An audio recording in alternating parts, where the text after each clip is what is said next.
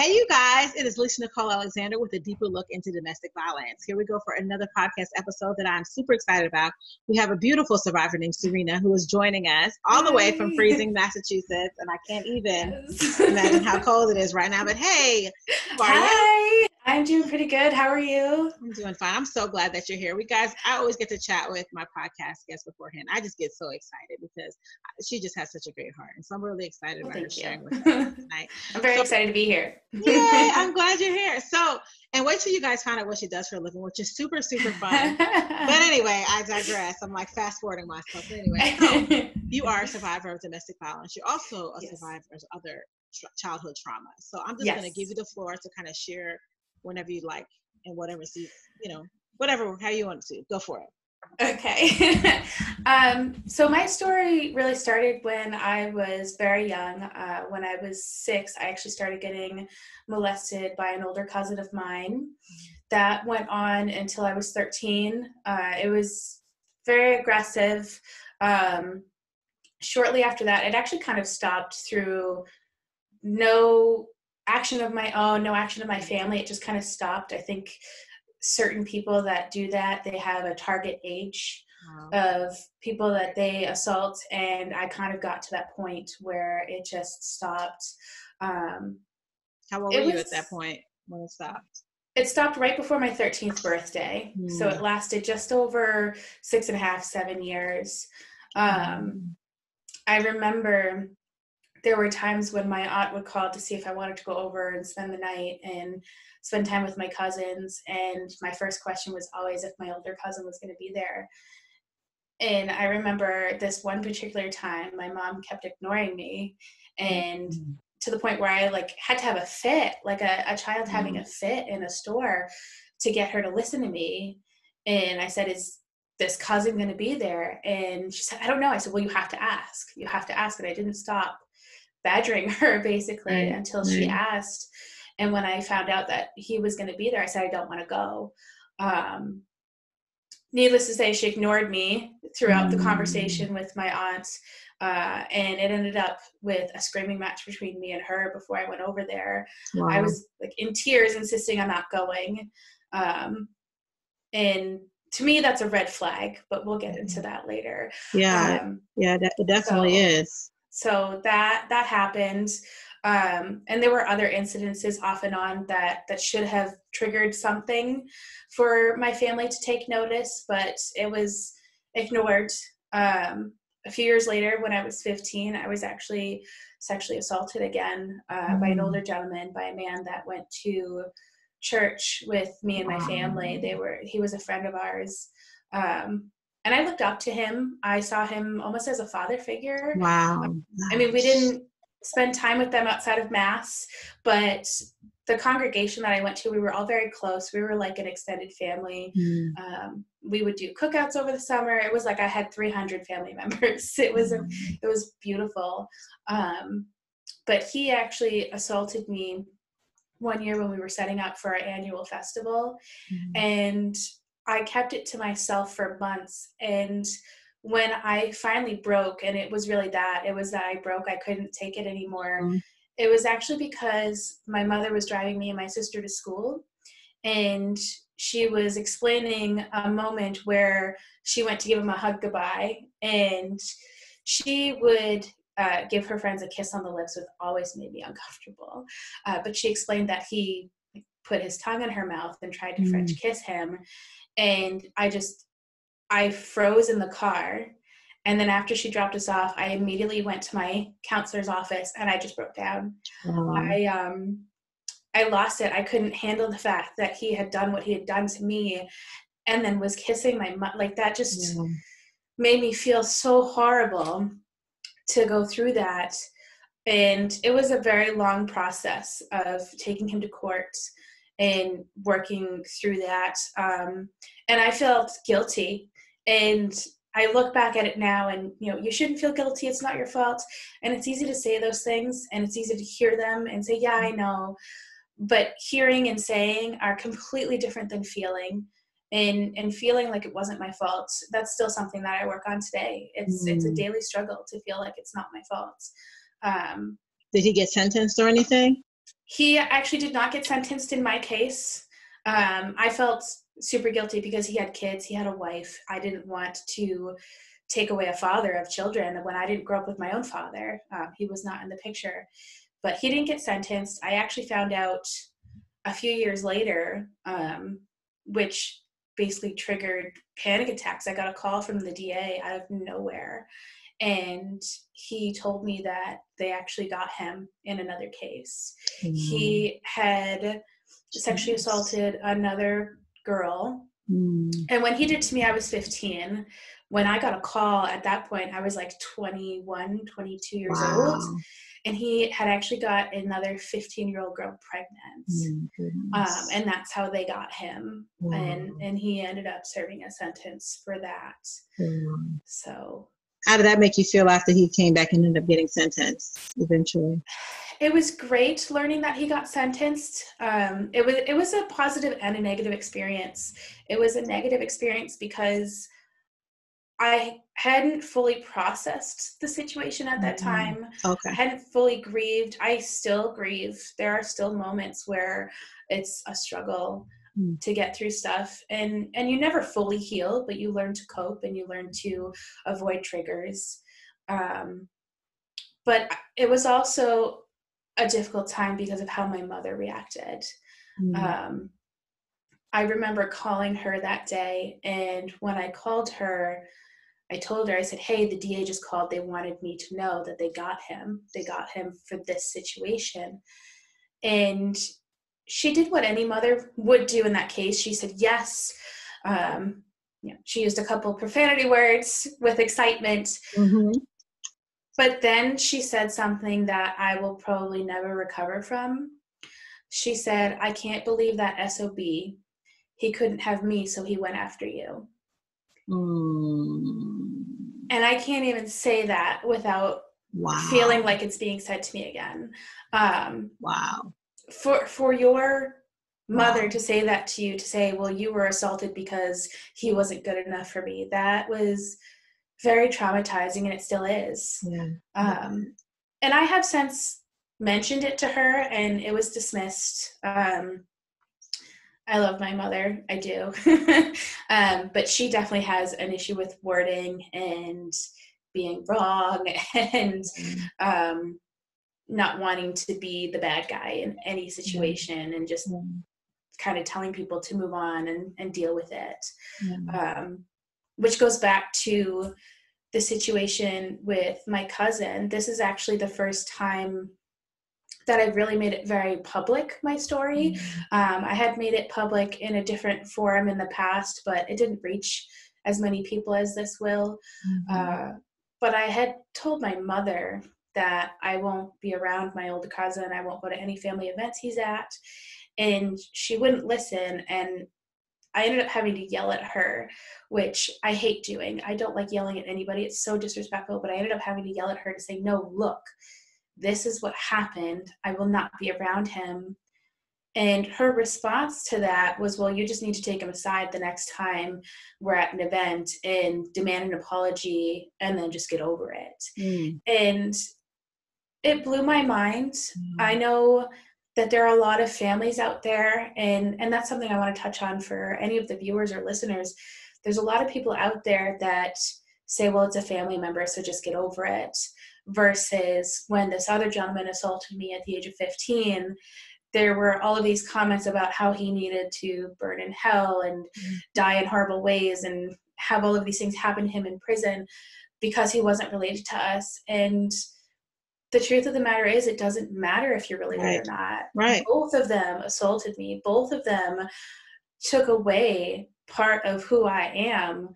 And I have been struggling ever since to get that back, and to have my family not support me in that has been very, very difficult to get over. Yeah, that's hard. That's hard. And I want to ask you, what would you say to a mom that's listening that has a child that has these questions? Oh, I don't want to go over there. Is Johnny over there? Or showing different signs, because I know that you shared you had different reactions when it was time to go over there. What would you say? What are some signs that a 6-year-old all the way up to 13 is showing a parent that something's happening to them? The first thing was as soon as I was invited over, I would ask if a specific person was going to be there. If they're asking if somebody's going to be there and you tell them yes and their immediate reaction is, well, then I don't want to go, that's a red flag. Yes. That is something that needs to trigger a thought process of, okay, well, maybe we need to sit down and have a conversation about this. And it might take time. It might take multiple conversations. I'm doing pretty good not crying today. It's not easy to talk about. But it's very difficult to be able to open up about those things because, I still have to tell myself today, it's not your fault that I didn't do anything wrong. It's not your fault. So it'll be hard to get them to open up about that stuff sometimes. But if they're asking if somebody's there and they don't want to go when that particular person is there, that is a major red flag.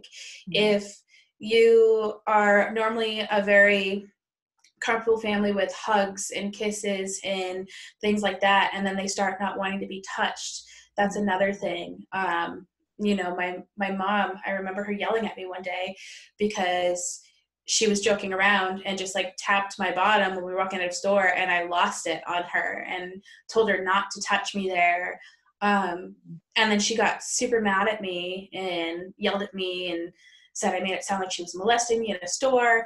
But that's a red flag. If your kids are so used to giving hugs and are loving and are okay, and then they don't even want you touching them, that's a red flag. Listen to them. Listen to what your kids are saying, are doing. If they're becoming more quiet, if they're not as outgoing, if they're not as happy, these are all signs. And one thing I didn't even know until I was an adult is if you know your child is smart, if you know your child can really do well in school and they are failing their classes.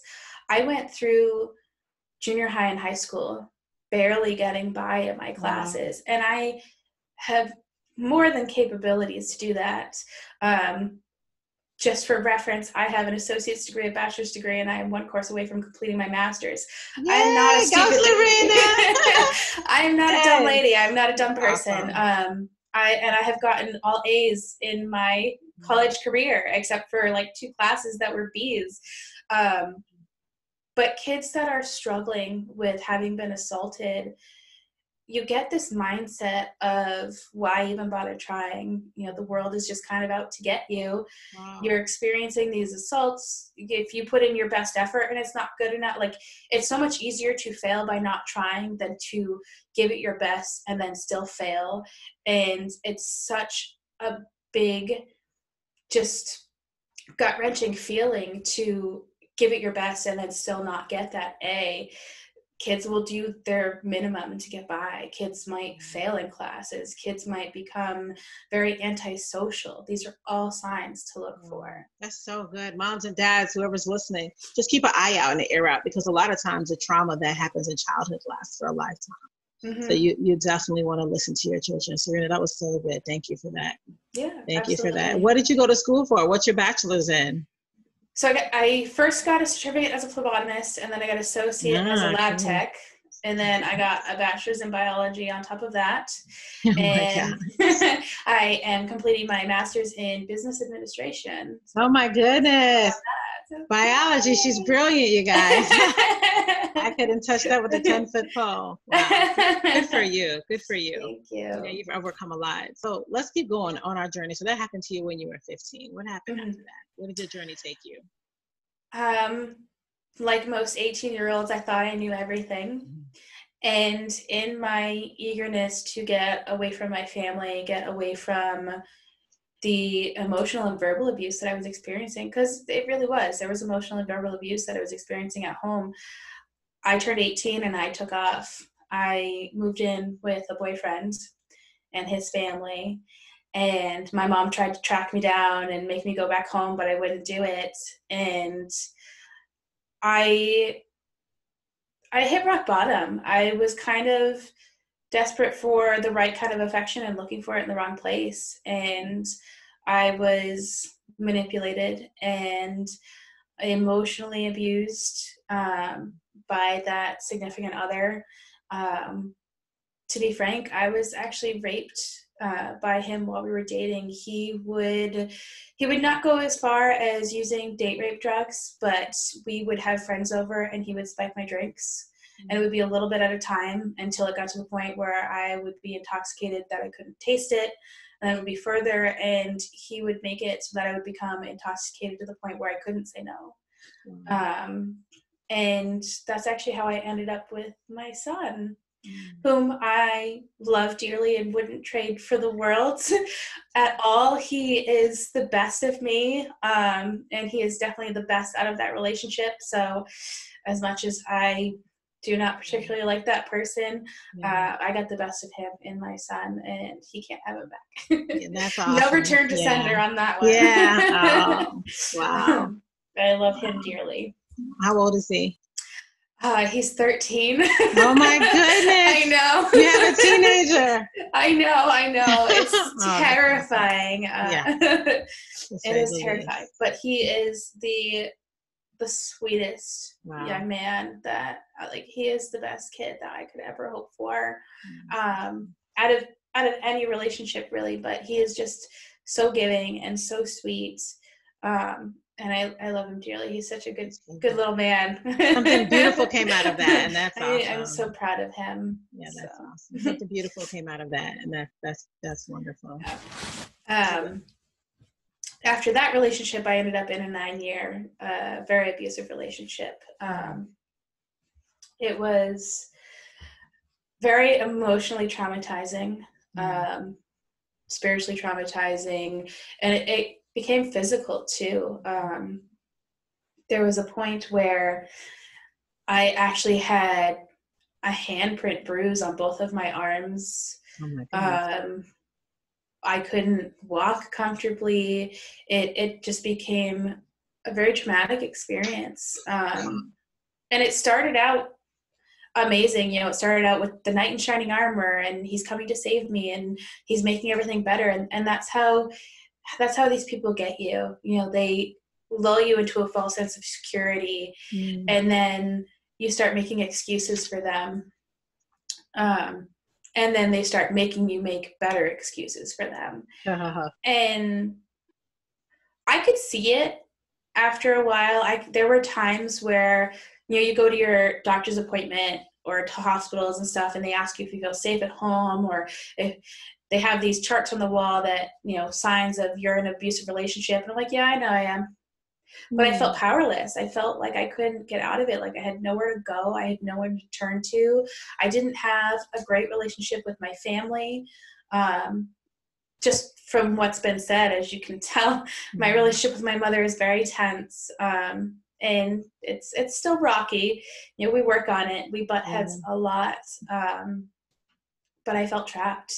And it took 9 years to get away from that. And I think in the end, I'm sorry, go ahead, finish. Go ahead. I was gonna say, even in the end, it almost didn't happen because he still tried to lock me into the situation. Wow. It's something you said, and you saw those things in the hospital doctor's office, you said, I know I am. And sometimes people don't know that they are, but you were able to look at it and say, I know I am. Yeah. So, but you knowing that you were still, it wasn't enough to be able to help you get out. No.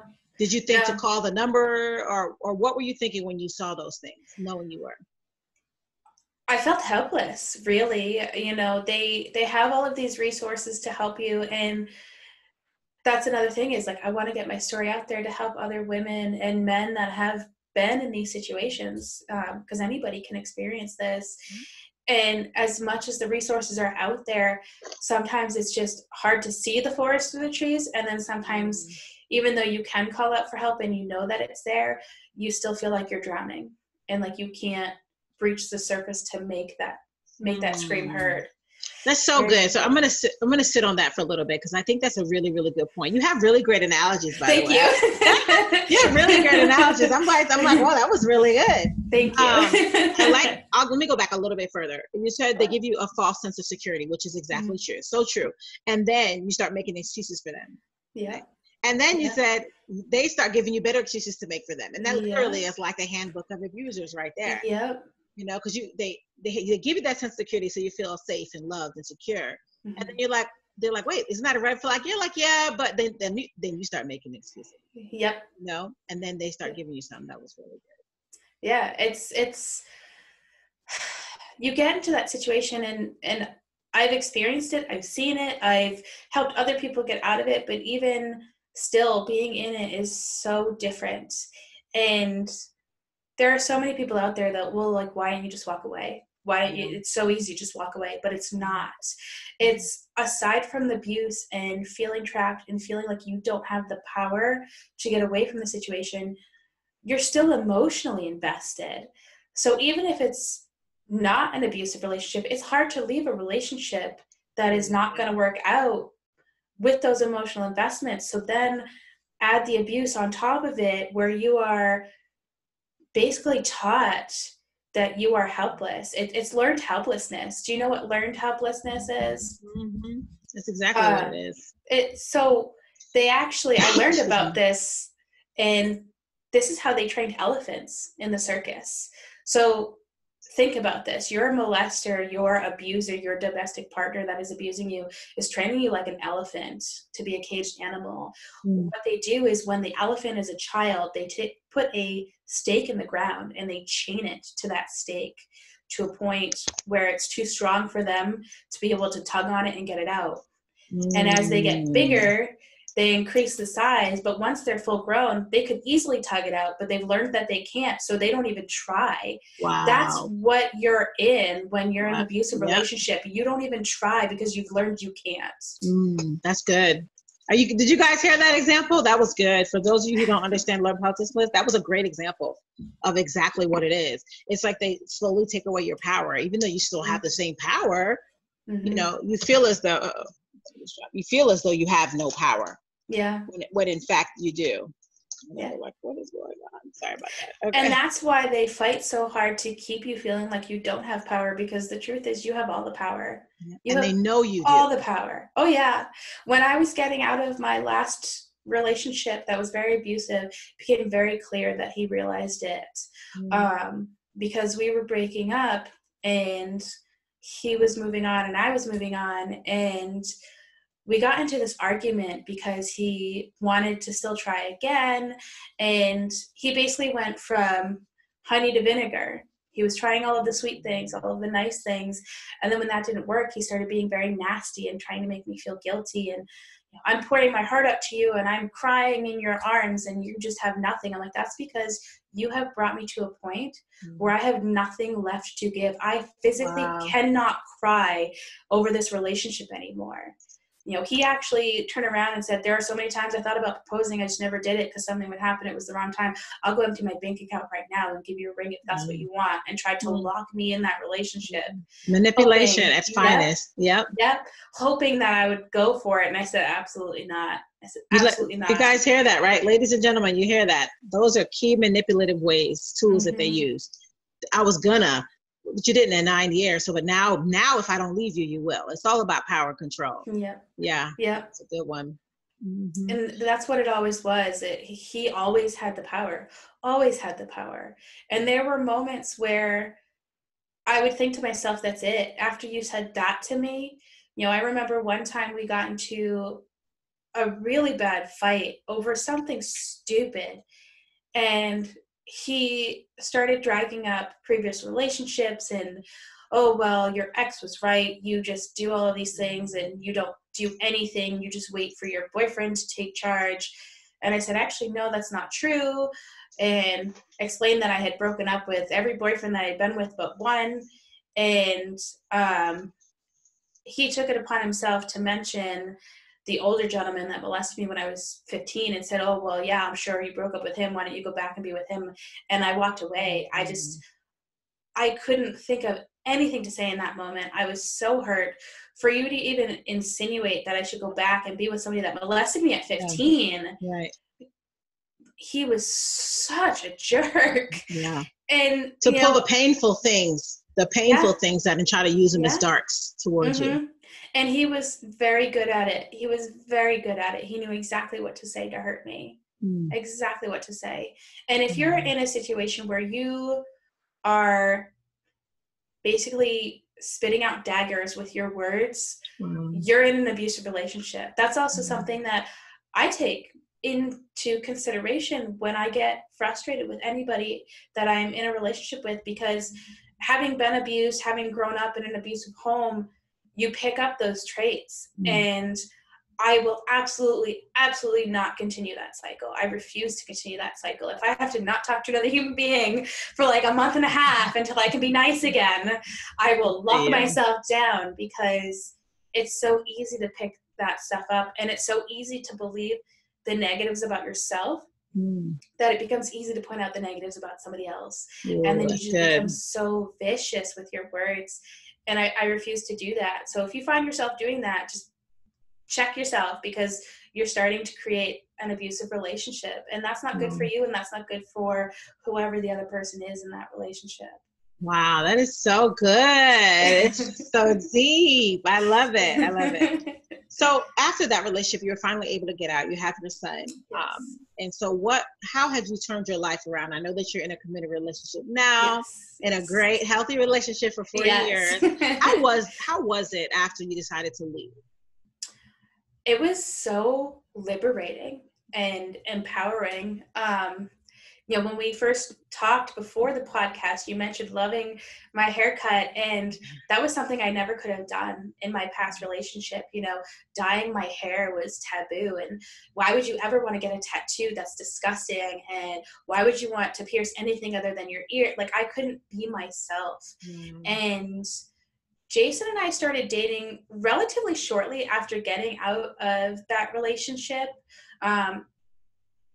If I had to do it all again, maybe I would have waited a little bit longer. I hear you. But it was so liberating. I cut my hair without having to ask someone's permission. I dyed my hair. I had rainbow hair at one point. I'm a very, very colorful soul.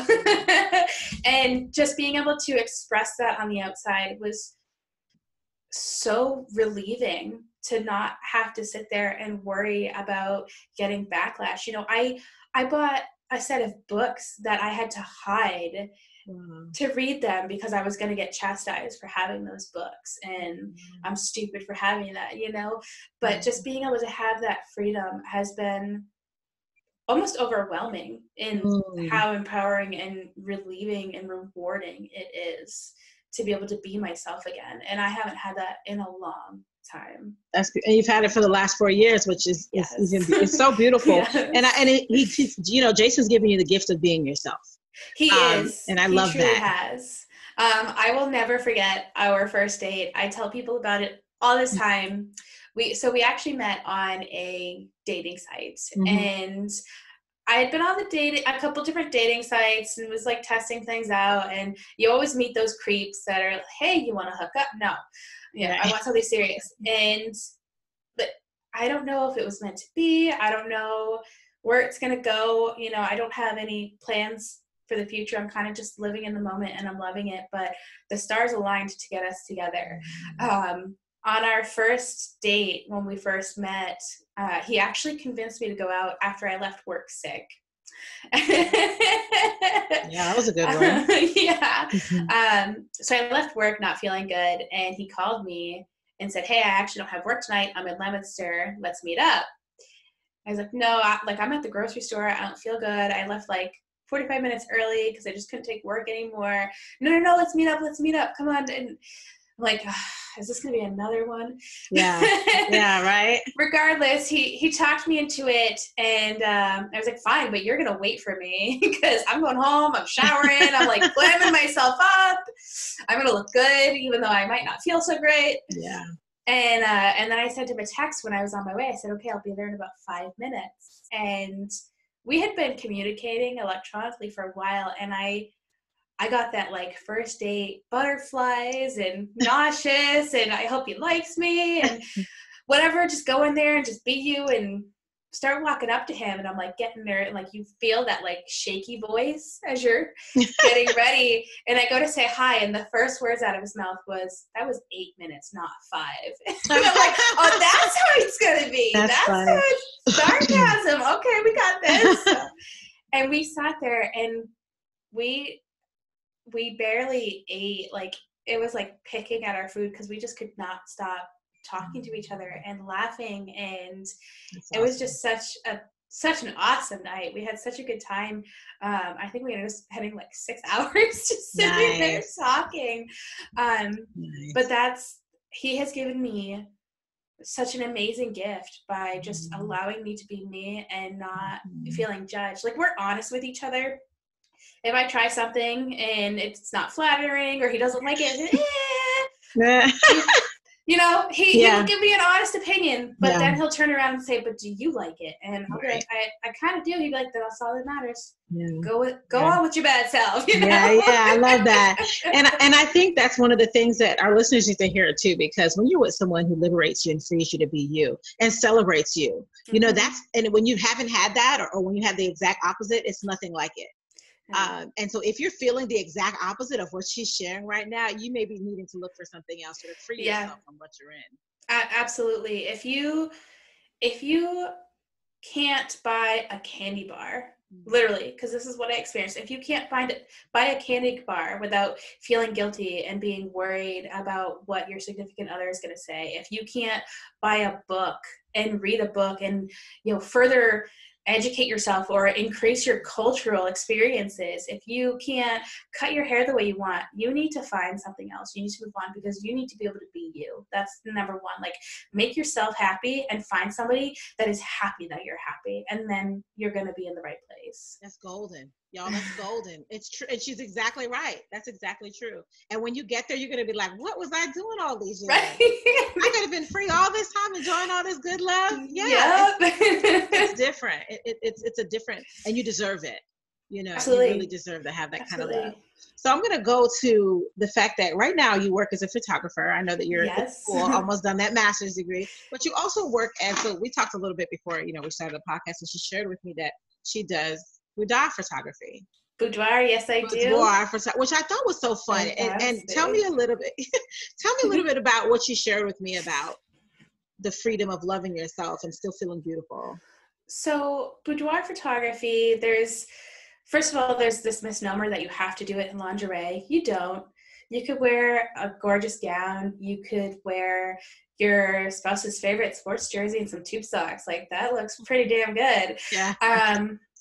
But the whole point of it is empowerment. And I can say it is so rewarding for me to be a part of it.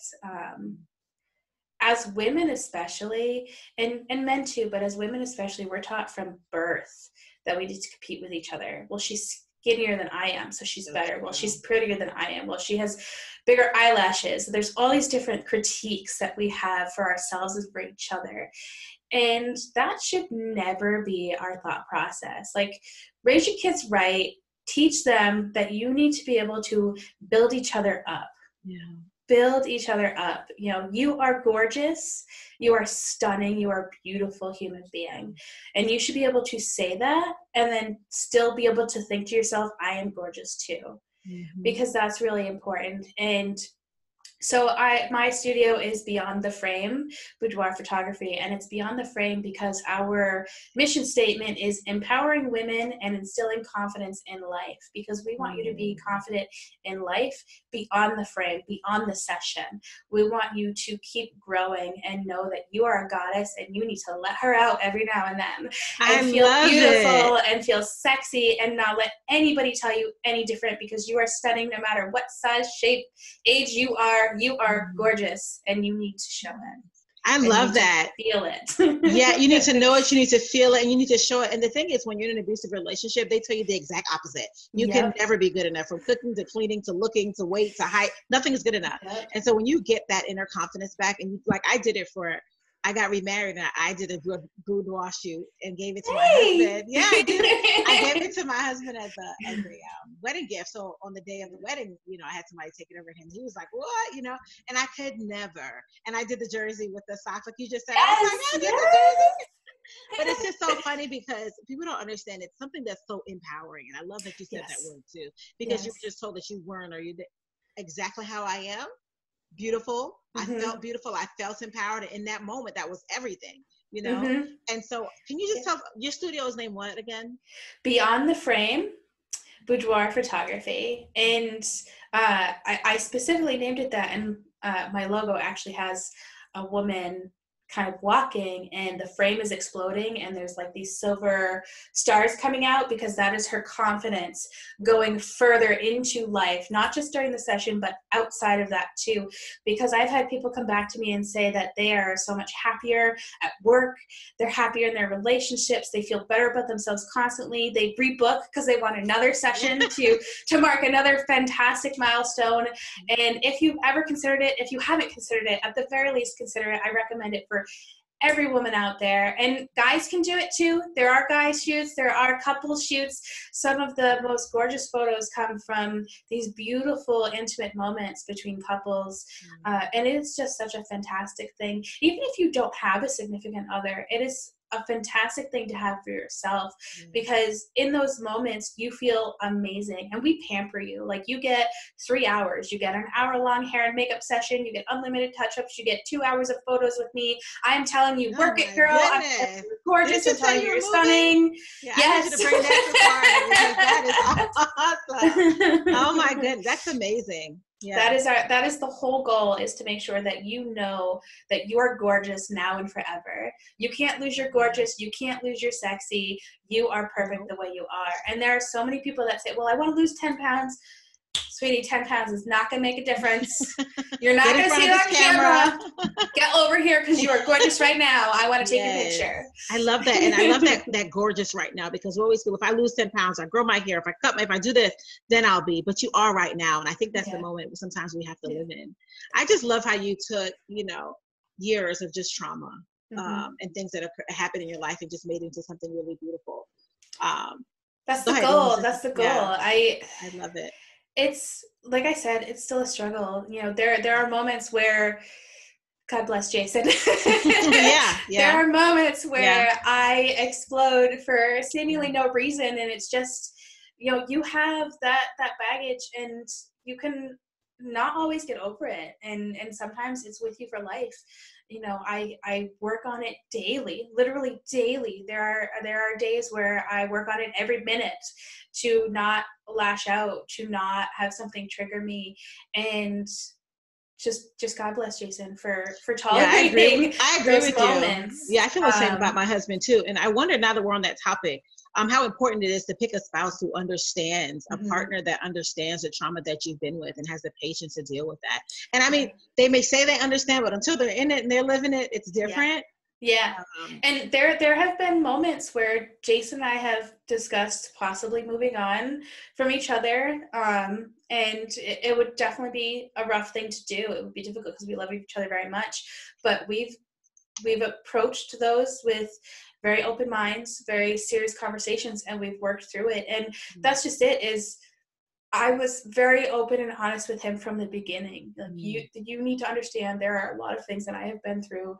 There are going to be triggers that you're not going to be able to help, and I'm not going to be able to help how I react, but work with me and we can grow together, and I can get better at this and we can get better at it together. And that's good for 4 years. Yeah, that's good. And you've made it 4 years. And I like what you said, you communicated that to him. We can't like take it, bury it and cover it up and try to walk over. We have to go through it. And we have to communicate that with the person that we decide to be in a relationship with.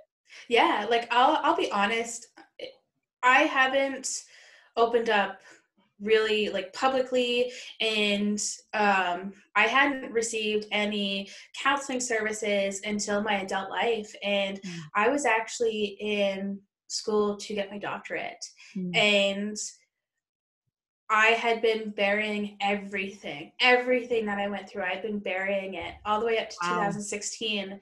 And in my doctorate program, I was drowning. And I had never failed a college course, never gotten less than a B+. And I had to leave the program. I failed out of the program, to be honest. But it was because all of my mental health issues. I was drowning, and I became very depressed. I was struggling. I would sit there and see, it goes back to being in that abusive relationship, and I can see I'm in it, but I can't get out of it. I could see my books and see the things that I needed to do, and I couldn't get myself to move. It was like I was seeing myself from a third person point of view because I buried it for so long and didn't work through it and didn't deal with it. And you can't do that. Your life will come crashing down. If not now, later, it will. Yeah, it will come crashing down. You went and got therapy? Hard. So I started working with a mental health counselor and working on avoiding triggers and different coping mechanisms, and even things with my relationship with Jason and how to approach it and how to talk to him about different stuff. And it has worked wonders, just knowing the right way to communicate, because you can communicate until you're blue in the face, but if you're not doing it the right way, you're not going to get anywhere. You're going to take 10 steps back because you're communicating the wrong way.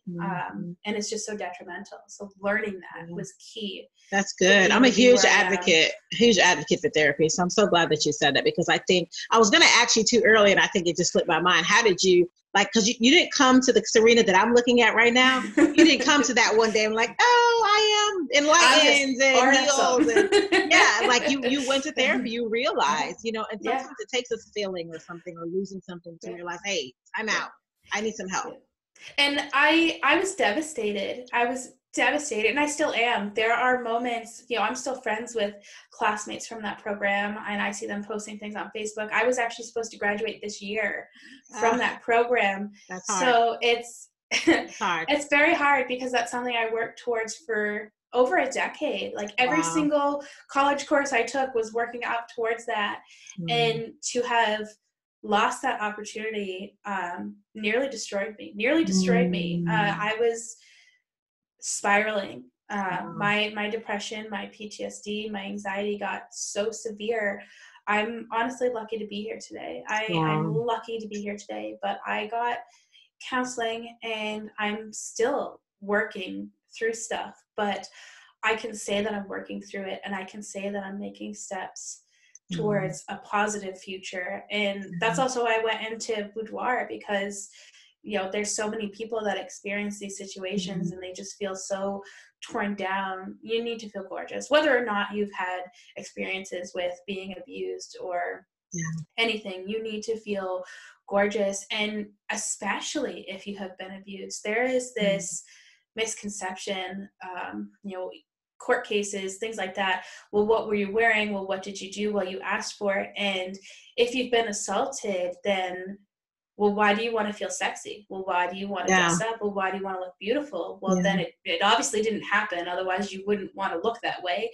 And that's so BS. False. That is BS. Garbage. Like, absolutely. You should still be able to feel like a gorgeous human being. And it will take time to get there. It will absolutely take time to get there. And you will have to build up to it. But that does not mean that you should never feel gorgeous again. And that's really my goal, is to make sure that every single person that I interact with knows just how gorgeous they are. I love that. I love that. Serena, thank you so much. Thank you. I'm so thankful for you sharing your heart with us. And it's just so evident to see how you've healed and processed through. And you're just really honest and transparent. Like, it's a struggle every day. Sometimes I have to check myself multiple times a day. But even just through your conversation, just knowing that you've come to the place where you're settled in who you are. I love it. And I can't wait for you to come to Florida, because we need to do like a Survivor. Yes. Because that would be so amazing. Absolutely. I'm ready. So before we end, you touched on a lot of great, I mean, I feel like we touched all over the globe today, but what are maybe a few pointers or things you want to share with anyone who's listening? If you are in a situation where you are being abused, where you've been abused, and you feel like there is nowhere to go, you're not the only one. And it's easy to say that, it's easy to hear it. And I've been there. I know that it's so easy to hear it and say, yeah, I know. And it's different than feeling it. But just keep telling yourself there is a way out. If you have to get up every single day and just tell yourself there is a way out, eventually you are going to be able to stand on two legs and walk out that door and get the help that you need. Yes, that's right.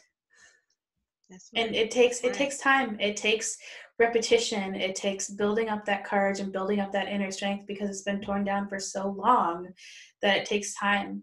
But it's better than the alternative where you just explode or you don't make it out alive. And that tragedy happens all the time, but just keep telling yourself, I will get out of this. I will be my own hero, and I will survive. I will be my own hero. I had to write that down. That was so good. And Serena really gave you guys a great example of life after, and she told you story after story of trauma that she's experienced, and she turns it into something beautiful. Is it perfect? No, but is it her beautiful? And she has a beautiful relationship, a beautiful career, educated to the gods. I mean, just wonderful. So Serena, thank you so much. And you guys, if you're listening, just know that life can be beautiful afterward. You don't have to stay where you are. And you're entitled to be as empowered and as beautiful and as educated or as loved as you deserve to be. So you all deserve love. Thank you so much for having me. Thank you, Serena. All right, you guys, thanks for checking out another episode of A Deeper Look into Domestic Violence with Lisa Nicole Alexander. Go ahead and go back and watch some of our episodes, subscribe, and we will see you next time. See ya.